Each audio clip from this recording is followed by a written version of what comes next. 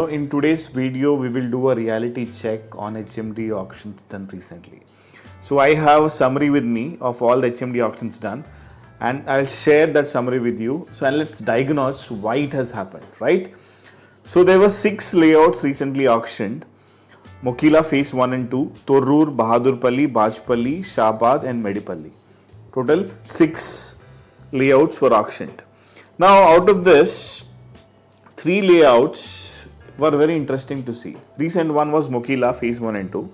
So in Mokila Phase 1 and 2, there were around 350 plots, total plots, out of which around 148 plots were defaulted. They didn't make the full payment, which is accounting to around 45% of default.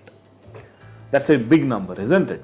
So you can imagine anyone who bought a plot about 75,000 per square yard defaulted. Means they just bought it, paid 1-2 lakh rupees as a token advance, and they didn't pay the rest of the amounts. So that's what happened in Mokila. Second one was Bajpalli. In that around 133 plots were there, 133, out of which 73 plots didn't get full payment, which is around 55%. You can understand 55% is more than half.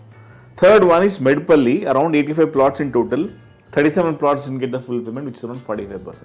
Now you can imagine more than 45-50% approximately people who bought or showed interest by paying token advance eventually backed off.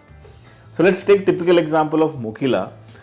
Now if you ask me why that happened, why this default is happening, there are a couple of reasons, okay.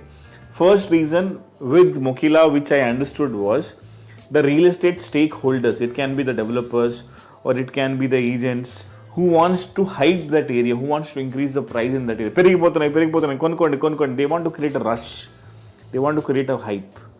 Mokila 1.2 lakhs per square yard in Mokila was really unjustified. And eventually they defaulted, they didn't pay. So obviously HMD has put them in blacklist, but it all takes is another Aadhaar card to log in again and create one more account with HMD. So that's a different case altogether. But they are willing to lose that 1-2 lakh rupees advance just because they want to create a hype. They want to be in the news that Mokilalo plot 1.2 lakhs per square yard ki sale aindi. And actually it was achieved, but eventually people didn't believe that narrative. So if you see right now also in Mokila, the average price currently going on is around 50 to 60,000 rupees per square yard. And that's the real price. In fact, this HMDA auction couldn't break that benchmark of price, even though it was sold at 1.2 lakhs per square yard. Eventually it was a default, right? That's one reason. First reason is about increasing the hype, creating a bubble about the price.